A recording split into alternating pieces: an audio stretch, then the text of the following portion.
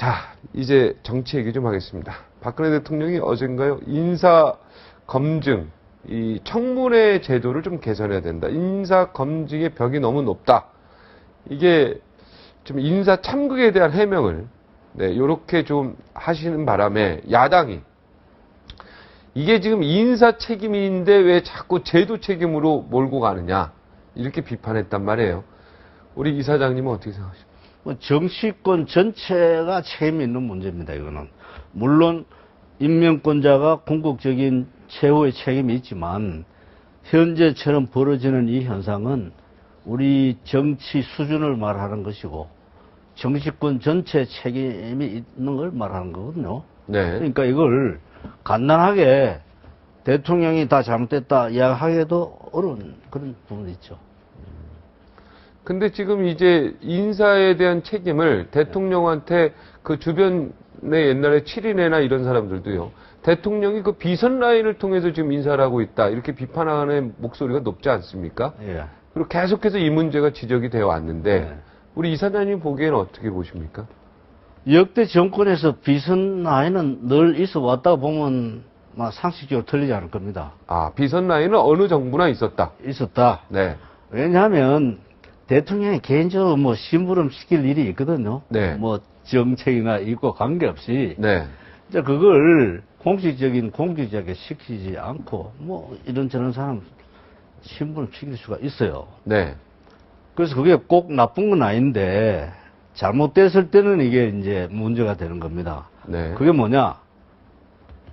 정부 인사, 그러니까 뭐 공직자도 아니고 그 다음에 선출된 사람도 아닌 사람이 얼굴도 없이 인사에 개입했다.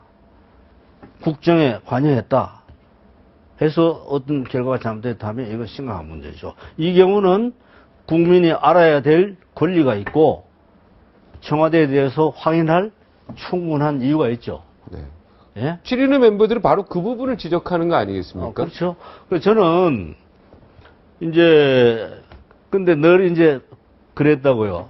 그 실세가 있다는데 그러면 청와대는 그건 소설입니다.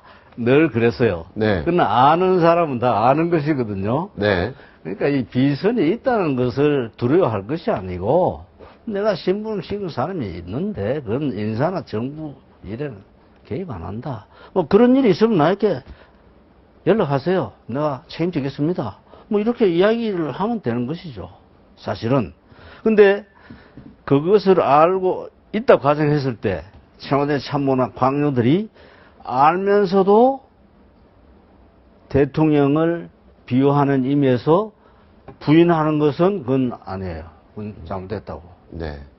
공개적으로 그건 이야기해야죠. 네. 근데 이번에 네.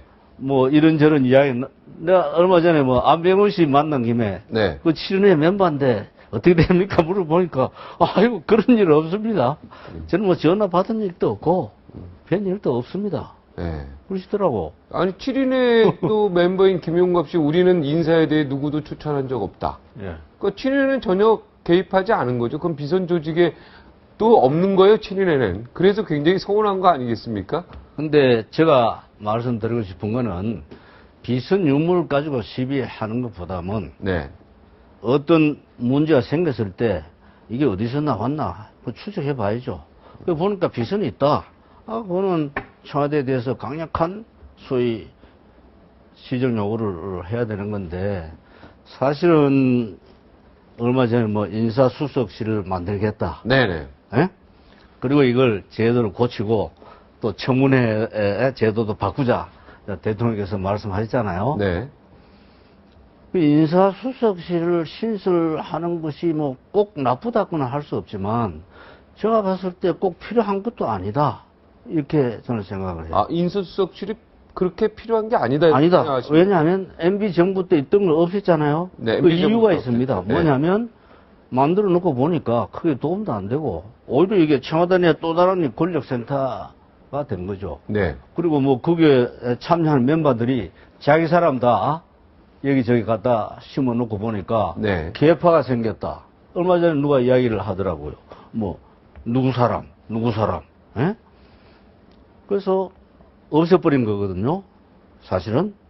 그리고 신설했다고 전제를 했을 때 대통령이 야 이거 알아봐 명령해서 네. 보수의 행위로 끝내버리면 그건 있으나 마나요. 오히려 대외적으로 검증을 인사수석실에서 거쳤습니다 하는 구실은 될 수 있을지 몰라도 본질은 바뀌지 않는 거죠. 저 같은 생각은 이 인사수석실을 만드는 것보다는 차라리 과거 총무처를 부활시키는 것이 맞다고 봅니다. 과거 총무처를 부활시킬 중앙인사위원회라고 있지 않습니까? 아, 그건 또 다른 문제예요. 그건 또 다른 BJ 겁니까? 정부 때도 한 건데 네. 정부에서는 이게 위원회를 되도록 만들면 안 돼요. 네. 이게 기존에 부처가 있는데 자꾸 위원회를 만들면 이거 옥상오이고 책임의 소재가 애매해지거든요. 그래서 이 총무처가 하는 일이 소위 국가 의전 행사, 공직자 인사관리, 그리고 국가 차원의 인재풀을 관리할 수 있는 능력을 갖고 있는 데예요. 그리고 이게 국가 차원의 인사라든가 의전이라든가 인사관리는 전문성이 있어야 되고 독립성이 있어야 됩니다. 이걸 이제 산술적으로 총무처하고 과거 내용을 합해서 이게 안행부, 행자부를 만들어 버렸거든요. 네. 이거는 아니에요. 그래서 인사수석실이라고 하는 걸 만들어도 몇 사람이 국가 차원의 인재풀을 관리하지 못합니다. 총무처와 중앙인사위원회하고의 차이가 뭡니까? 중앙인사위원회는 별도 인사 건의하기 네. 위한 대통령의 이게 보좌 자문기관이에요. 네. 그 총무처 기능을 약화시킨 거죠. 사실은. 예?